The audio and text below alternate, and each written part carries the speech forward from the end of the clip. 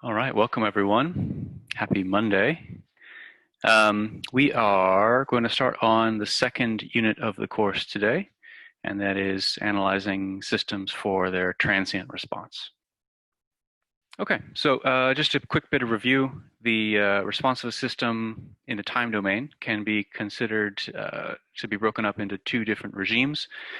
There is the transient regime, which is the region of time kind of right after the input changes up until the effect of the input has died away. And then there is the steady state, which is after that. Now, those are very loose definitions, but kind of that's the idea. And it's when I was thinking about how to define them the other day, they're actually very nebulous concepts, especially when you start talking about unstable systems. But in the kind of easiest case, there are going to be transient modes, those that have decaying exponentials attached to them. That can be either a part of the characteristic modes of the system, or they can actually be part of the input as well. And those would all be classified as part of the transients response. But then there are steady state parts, particularly of the input. If the input has a non-zero steady state component, then the output in an LTI system will also have a non-zero steady state component. But for a stable system, if the input dies away, the output also has to die away. Okay, so as a quick review, I would like to walk through the exercise of deriving the impulse response for this second order system. And so just a quick bit of notation, this star that I have here implies complex conjugate. So P star is the complex conjugate of P. And B is going to be some constant real number. And so this is a two-pole and no zero real transfer function. Okay, so how would you go about doing this in your 228 type manner? Well, you would either look this up in one of your lookup tables, or you would say, I don't have any second order systems in my lookup table. Maybe I can break this into partial fractions. So because there are two factors, there are going to be two partial fractions, one of which is going to be over s minus p, the other over s minus p star. The numerators up here, those are called the residues of the partial fractions. And if there are two complex conjugate poles, the residues for those two poles will themselves be complex conjugates. So there is an R residue, and then once I find R, I can get R conjugate straight away. I'm actually going to take a leap here, and I'm not going to calculate R exactly because it's not immediately pertinent to this problem. If I inverse Laplace both sides, then I get little h of t in the, let's see if I can make that better. Little h of t, which is the impulse response in the time domain, is the inverse Laplace of the sum of these two fractions. But since inverse Laplace is a linear transformation, this is the inverse Laplace of each of these individually. And each of these individually corresponds to an exponential. So this is r e to the pt, and this one is r star e to the p star t. Now, Laplace is only bilateral bijective if we consider causal signals. So the inverse Laplace transform of both of these partial fractions correspond to causal exponentials. Okay, so the next step, I mean, this is fine. This is definitely a time domain function, but it's not super easy to plot if I were to know where the poles were. So let me take it one step further.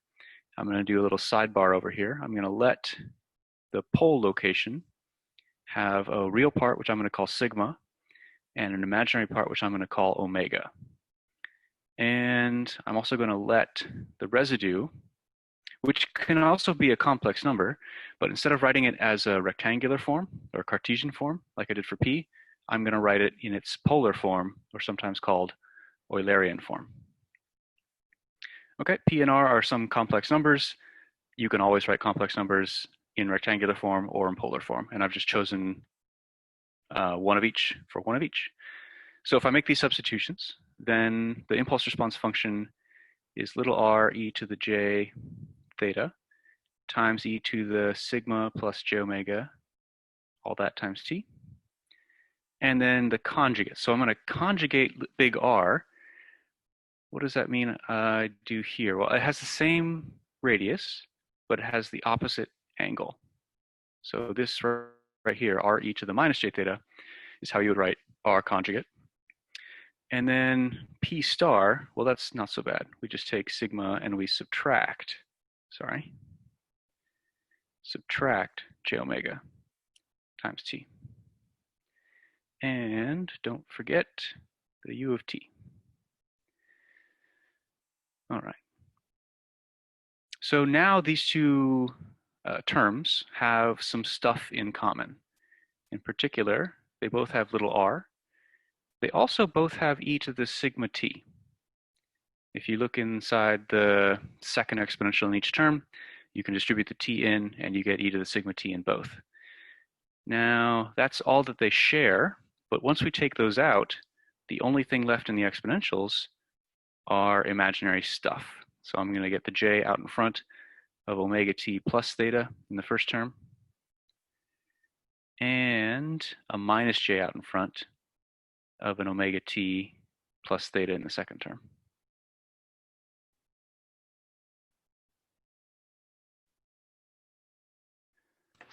Can I just make a comment? On the second line from the bottom. Oh, never mind. You corrected it to a positive. It was negative at first. Okay, sorry.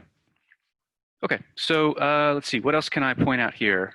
Well, inside the bracketed term, there's a e to the j blah and an e to the minus j blah, and I'm adding them, and I hope you see that as a cosine. It's not exactly a cosine because we're missing a factor of 1/2, but we can make up for that if we write this as 2r e to the sigma t cosine omega t plus theta.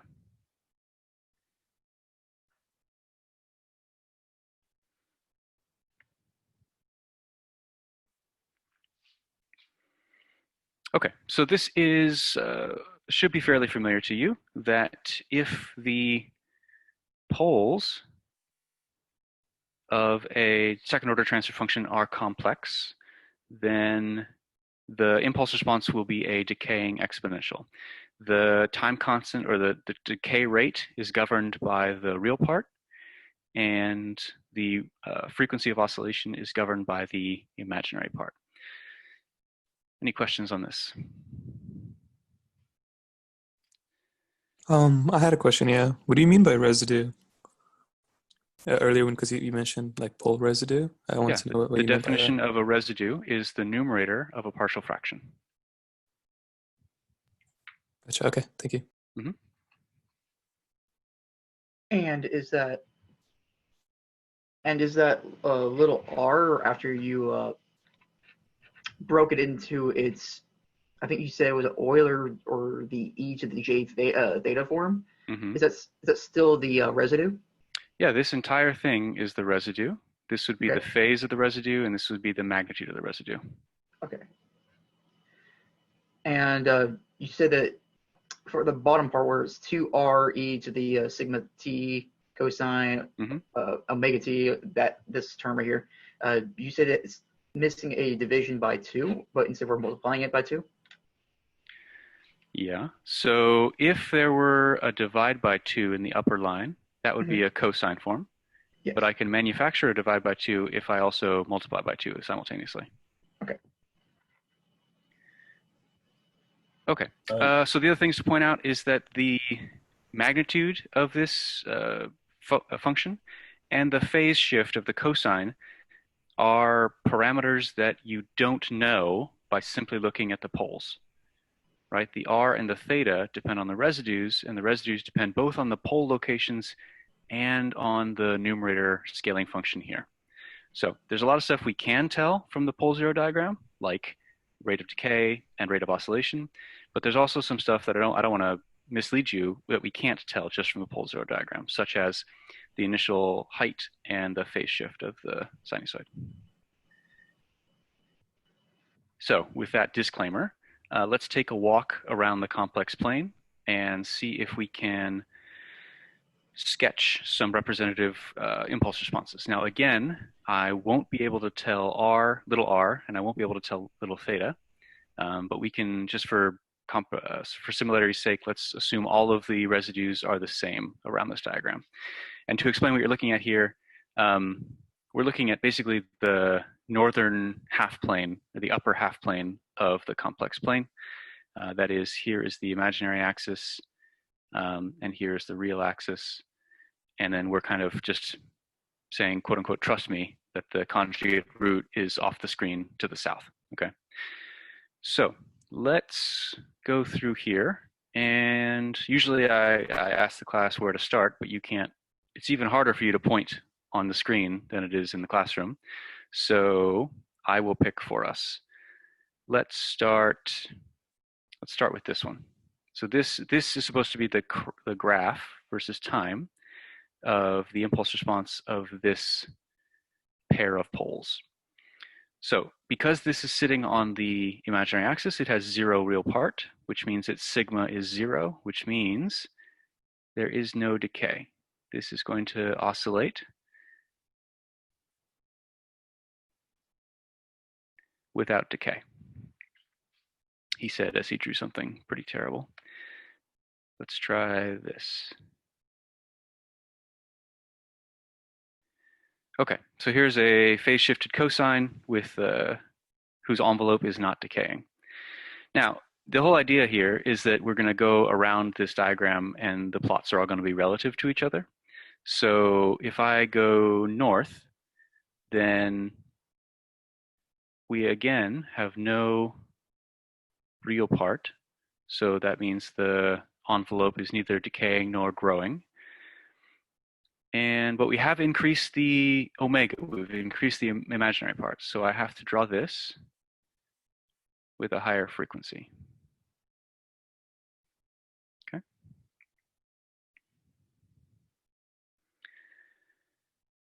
So let's go back to our starting position and then move west, if you like. So as I move to the left, the sigma in my equation from the last slide becomes negative. And so we get an exponential envelope that decays over time. Now I have to match the frequency in this diagram with the frequency from our first diagram.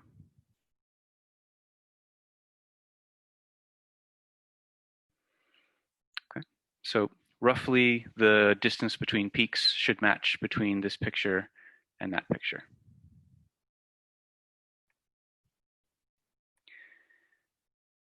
Okay, so let's go north again. And so here it's the same sigma. So try and draw the same exponential envelope as you just did. But now we've got to match the frequency from our second picture with our envelope from our third picture.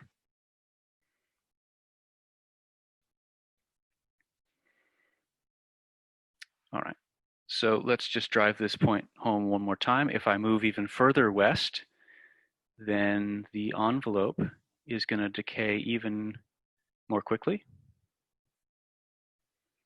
But the frequency stays the same as our original picture. So this is kind of hard to draw, actually, because it gets real tight real quick. And I just messed it up. Okay. Lag.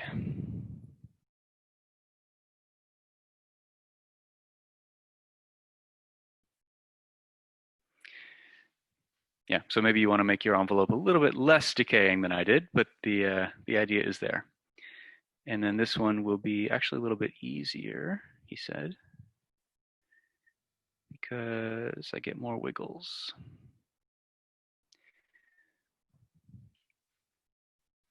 Okay, so these are the kind of common ones that we'll see quite a bit.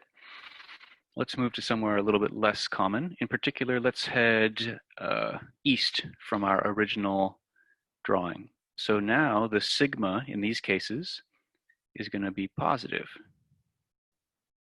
which means we get a kind of an opening trumpet look like that.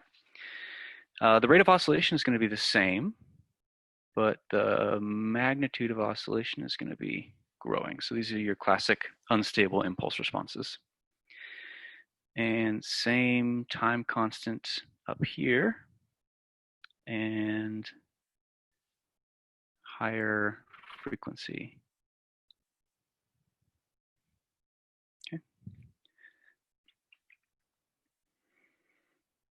Okay, so these are the ones that are truly complex conjugates. The poles are definitely complex because they have a non-zero imaginary part.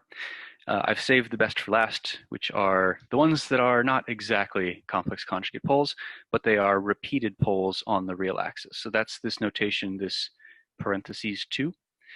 That's supposed to indicate to you that there are 2 co-located poles at that location.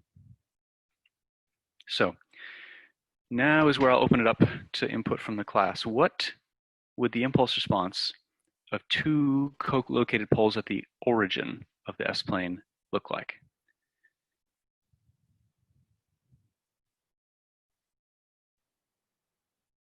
Would it just look like a horizontal line?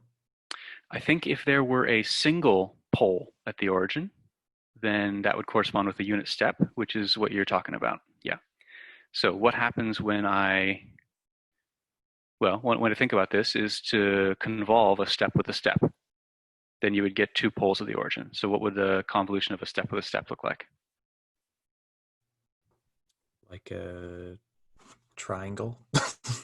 Yeah, I guess in kind of like some sense, this could be quite triangular. Remember, we're not doing correlation here. We're doing convolution, normal kind convolution. So I think we're going to see a ramp.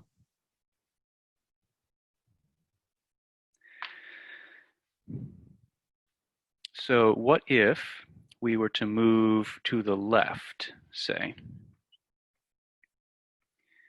Then I think we would get an impulse response of the form e to the minus pt, I guess minus or plus, depending in your convention, e to the pt, and t e to the pt, right? That's what happens when you get repeated roots. So both of these, because in this case p is just sigma and sigma is negative, they will decay. They might oscillate, but they won't oscillate very much. In fact, I think it might even be more confusing than I want if I draw this as oscillating. What I want to show you is that these are critically damped modes. Okay. And if we move over, then the same large-scale macro behavior is observed, but it's faster because the P in this leftmost case is more negative. And lastly, if you want to talk about critically damped, unstable poles, it's kind of weird, but you'd still get exponential growth here.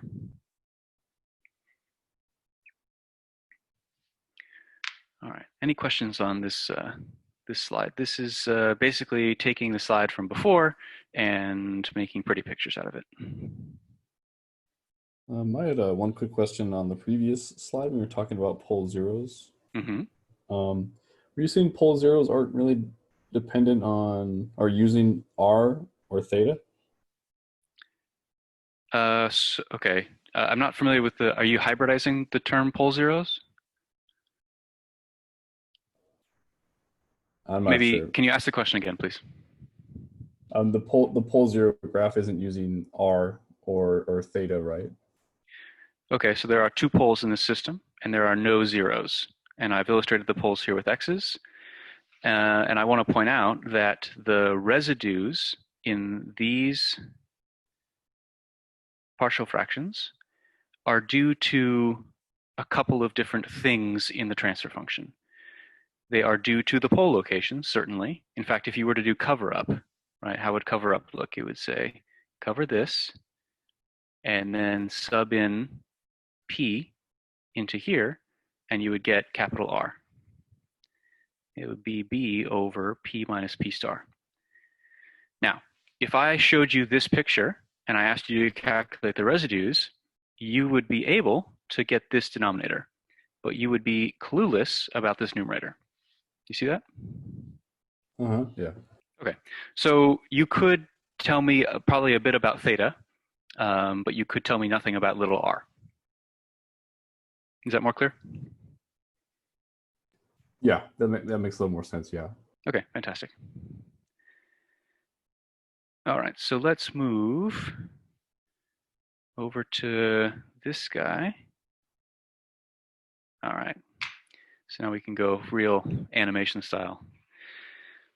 So we've been talking about pole locations in terms of their rectangular coordinates, right? This has been, if you have complex conjugate poles, you can write the real part as sigma and their imaginary part as omega.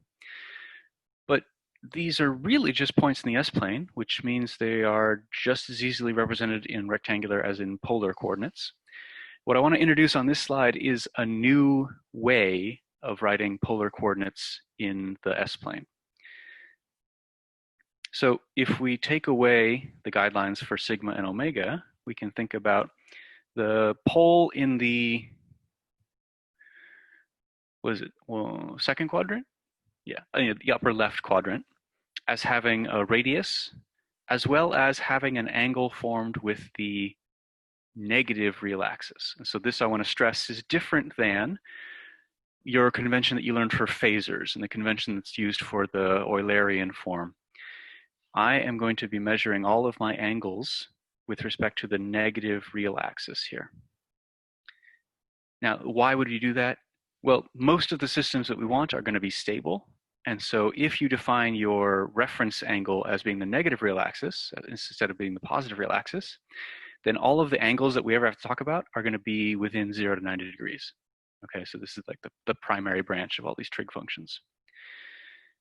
So if we think about this as this pole having a distance from the origin, the convention is to call that distance omega n, also known as the natural frequency of that pole. And then here's the second curveball, is this angle beta is not how we commonly refer to the locations of these poles in systems and controls engineering. We rather talk about their damping ratio. So this is the Greek letter zeta. Oops, go back. Yeah, this is the Greek letter zeta, and it represents the cosine of this angle beta. And so I want you to be okay with the fact that if I give you the ordered pair omega n and zeta, that represents polar coordinates, right? It's not a distance and an angle, but it is a distance and a number that is one-to-one with an angle, if you like. So can I exit? Because I want to draw on this again. There we go. Okay, so this is the Greek letter lowercase zeta. And just fair warning, I have been drawing these zetas for a long time, and I will never be able to write my zetas as cleanly as I can type them. So just if we ever go through this class and you see a random squiggle on the board, that's me attempting to write a zeta for the billionth time and failing. Okay, so just a little bit of handwriting heads up there.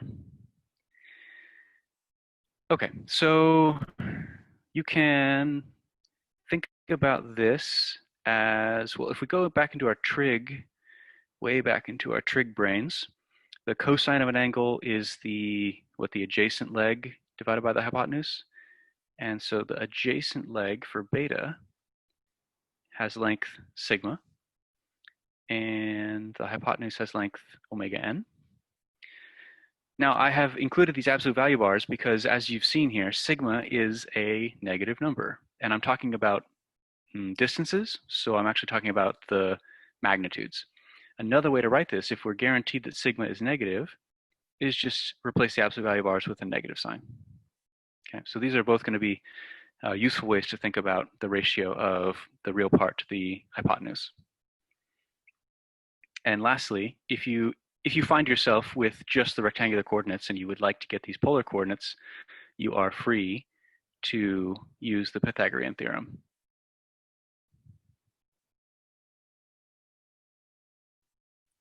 Right, so this is basically given sigma and omega, calculate zeta and omega n. Okay. But you just as easily might want to go the other way around. So let's do the other way. So let's now go from polar to rectangular. So we know that zeta is the ratio of the real distance to the hypotenuse, which means if I take the omega n and move it to the side, I can get the real part is the negative of zeta times omega n. Right, so if I hand you zeta and omega n, you can get sigma by just multiplying the two. Let's do the other one. I need to find the imaginary part given zeta and omega n. Well, here I'm going to go back to Pythagoras, which says that the hypotenuse squared is the real part squared plus the imaginary part squared. But we know that the real part is this product. So that tells me that omega squared, the imaginary part squared, is omega n squared minus the quantity zeta omega n squared. And last things last is I think we just got to square root this. So we get omega is plus or minus, technically, omega n root 1 minus zeta squared. Okay, so these are just conversion formulas. If you have rectangular, you can get this new kind of form of polar and vice versa. I do want to give you a quick heads up that this quantity right here in your textbook is often referred to as omega sub d, also known as the damped natural frequency. And I'm going to use that, that's pretty convenient because what this quantity, omega n times root 1 minus zeta squared, it's a mouthful. It's also a lot to draw. So if we all understand that this circled blob is known as omega d, that'll make the rest of the analysis a little bit simpler. Questions here? Yeah. Should the, in your equation for damping ratio, where you use the Pythagorean theorem, shouldn't that be just omega instead of omega n? Yes, you are absolutely correct. Thank you. So he's saying get rid of that. Thanks, Dylan. Mm-hmm. Also, I wanted to ask what the, could you remind me what the physical, what the physical importance is of the natural frequency?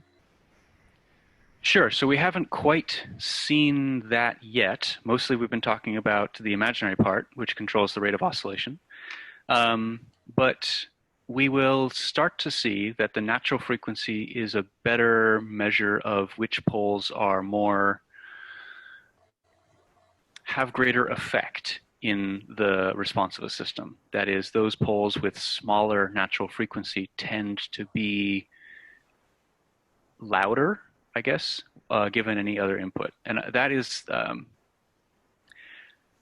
that's an explanation that I don't expect to make a whole lot of sense right now, sorry. But within the week, it'll make more sense, and certainly within the end of the quarter, we should actually come back to that, because I think you'll have a better ability to understand what I just said. But for now, I don't have, I guess the short answer is I don't have a great physical explanation about what omega n represents, other than the fact that it's a combination of sigma and omega, which then themselves have physical explanations. Gotcha. Thank you. Yeah. Okay. So did I have this animated? I sure did not. I had that animated. All right. I guess I just thought you would appreciate the whole enchilada here. Okay, so what are we going to do? We are going to take our notation for the pole locations. So this is the same picture. We've got pole P, we've got pole P star, and they are at location sigma plus j omega and sigma minus j omega. And if we substitute those in to the initial transfer function that we started with, there's a whole lot of foiling that you could do here. But a lot of the j omega and the minus j omegas will cancel. And I just want to point out that this term right here, we now call the square of the natural frequency. And the negative sigma here we now know as the product of zeta and omega n. So at the very least, I want you to follow the analysis in the denominator of all these fractions. In particular, this denominator is going to pop up over and over and over in this class. And maybe you don't see it that way now, but let me give you a quick example. That if we come across a transfer function like, I don't know, 9 over s squared plus 27s plus 9. And I would ask you, hey, is this system overdamped, underdamped, or critically damped? You would say, I have no idea. I don't know how to factor that quickly in my head. Well, we have a trick now, don't we? We have a trick that says that is omega n squared, because this denominator has the form of what we call the canonical transfer function. So that tells me that these poles are 3 units away from the origin. And that's a super powerful geometric interpretation that we didn't really have to do any, well, okay, we had to take the square root, but we didn't have to do anything more complicated than that. And what else do we know? We know that this term, 27, is 2 times zeta times omega n, but we know omega n. And so we know that zeta is 27 over 6. Okay.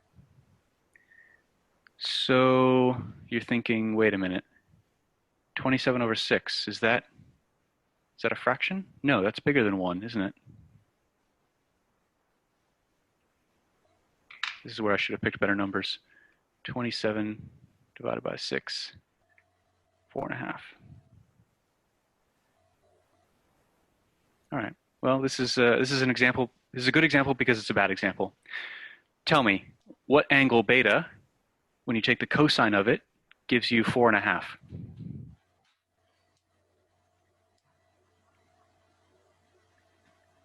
There isn't one. Hey, good job. There is no such angle. So what the hell, I think might be the appropriate follow-up question.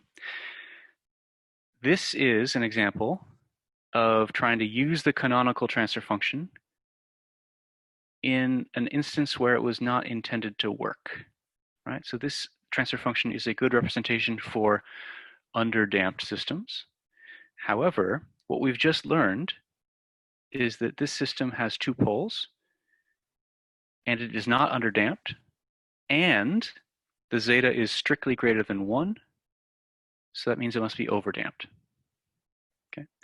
So if the real point of this exercise was to tell me under, over, or critically damped, you are still free to make this calculation because it still tells you relevant information. It still tells you that the system can't be underdamped.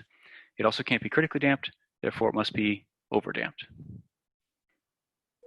Where did that 6 come from in that zeta 27 over 6? I multiplied 2 times 3. Thank you. Mm-hmm. Are you also saying that there are other like overdamped and critically damped forms of the, I don't know how to say that, canonical form? So the canonical form. Let me go back to this slide, and if I were to redraw this slide with the x's over here, beta, you would all agree, gets much smaller.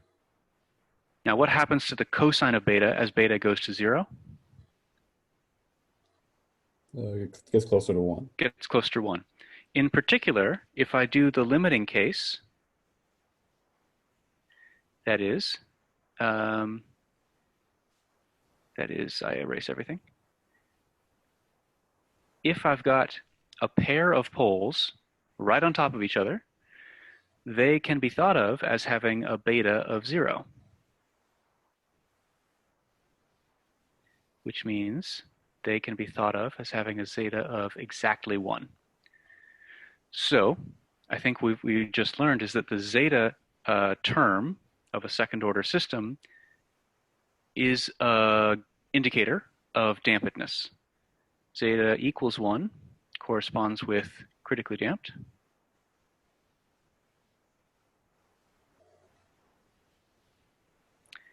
Zeta of between 0 and 1 strictly corresponds to underdamped.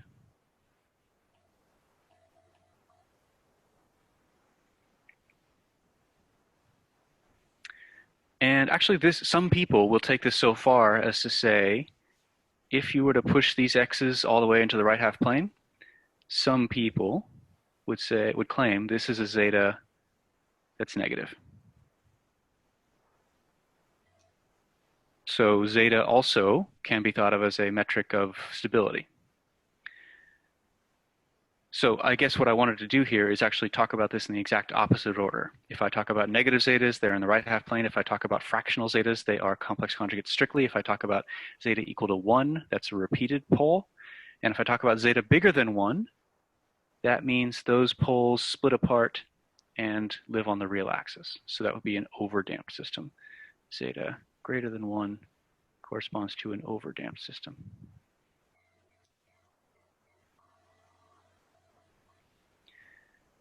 And you can confirm this, like you don't have to take my word for it. In particular, if we go back to this slide, what I've just found is that the polynomial s squared plus 27s plus 9 has real roots. I think that's the real crux of this. So you could use your quadratic formula and tell me the roots of this polynomial, and I would bet a lot of money that they would be real numbers. I think the point of this slide is still that I didn't have to use the quadratic formula. I just had to do a little bit of algebra, and I could tell you that the roots would have been real. So I think I'm trying to sell this as a time-saving technique. Okay, so what else can we do here? Oh, I wanted to comment on the numerator. So far it's just been b, b, b. B is some random real number. And then all of a sudden in the last line, I wrote k omega n squared. Anyone uncomfortable with that? A little skosh? Okay. So if b is a real number, then I can always factor out an omega n squared from it. So I can write b omega n squared over omega n squared. My point is that b will always be able to be decomposed into omega n squared and something times omega n squared. So let's write that again. B can be thought of as just b, or it can be thought of as b times this number divided by this number. Okay, no revelations there. And all I'm saying is that I would like to call this thing k. Wait for it.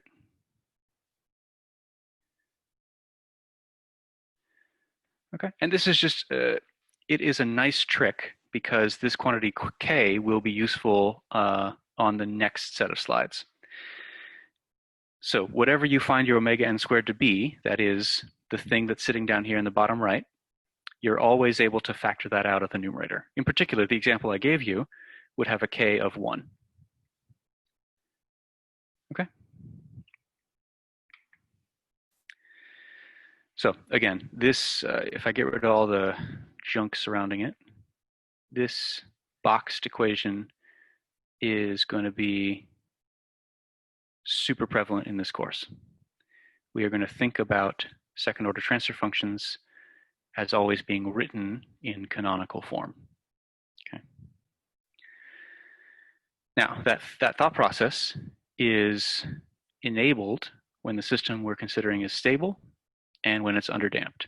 And I want to just point out one more time when it's second order. So that everything in this little blue phrase is important. Every word in that phrase needs to be there, if you like.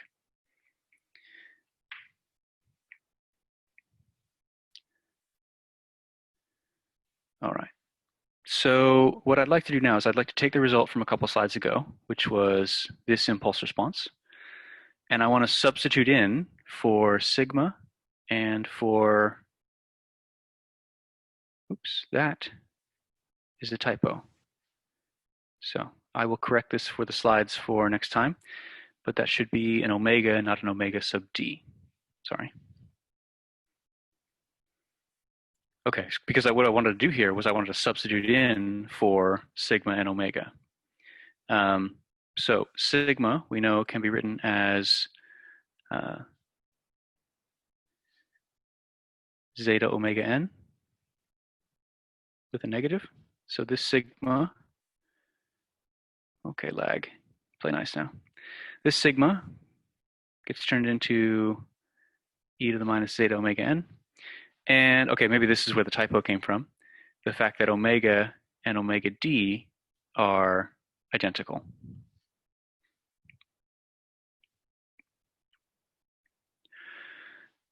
So last step would be, where the hell did this big fraction come from, and where did the pi over 2 come from? Well, that is back from the residue formula that I gave that we got from cover-up.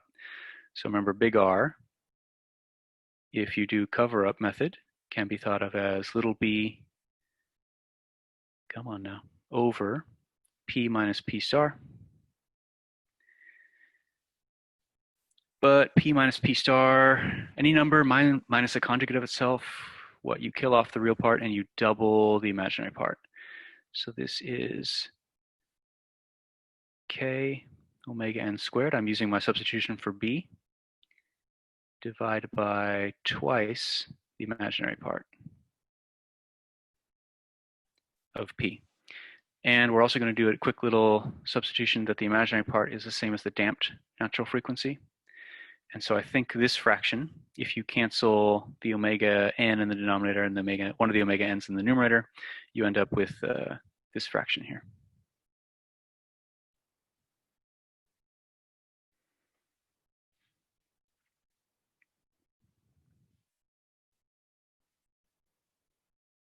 Were you saying that omega n is equal to omega d? No, I'm saying omega, no subscript, is equal to omega d. Okay.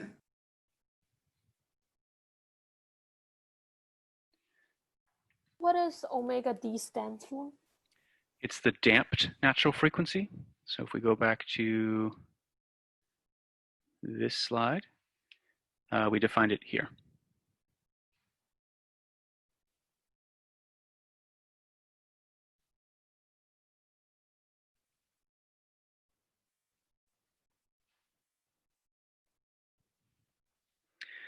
I promise I'm not actually writing that slow, it's just lag.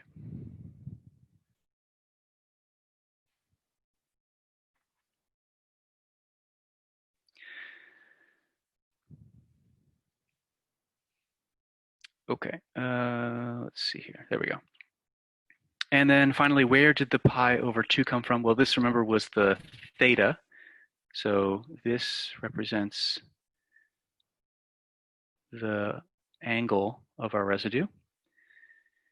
And we get the angle of the residue because this j is in the denominator. So this is minus 90 degrees.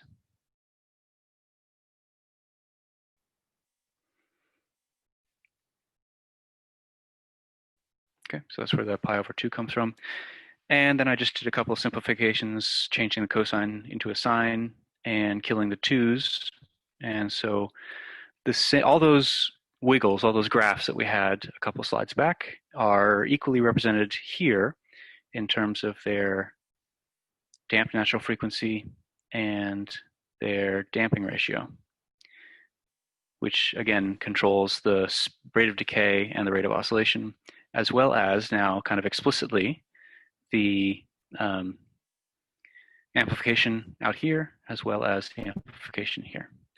Now, still, if I give you this picture, and you don't think of this as having a real part and imaginary part, instead you think of this as having a distance and an angle, which is kind of the argument that I'm making today, that this is a reasonable way to think about these locations. This is not enough to tell you what the exact impulse response will look like, because what parameter is missing here? This k. So we had a little bit of an insight. We saw that this phase angle is actually completely determined, but the amplification factor is not. So we had a little bit of insight, but we still don't know if this pole zero diagram that I sketched over there corresponds to this impulse response or this impulse response.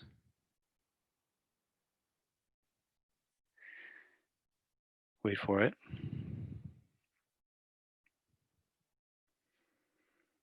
I'm trying to say is that we don't know, it's a terrible representation. We don't know the magnitude. There's a scaling factor that's obscured from us. Okay. I had just one question. Of course. The relationship that we had with omega and omega d being equal, is that going to be for any case of omega? Yeah, so I'm pretty sure what I heard you said is that omega and omega d are equal, and that is true. If you weren't listening carefully and you say omega and omega d, that sounds like omega n and omega d, which are not the same.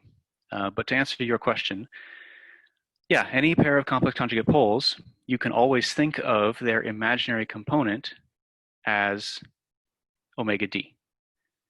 And that actually jives with this analysis, is that the rate of oscillation is the imaginary component. So calling it omega or calling it omega d, they're identical. All right, everyone. I will see you next time. Thank you.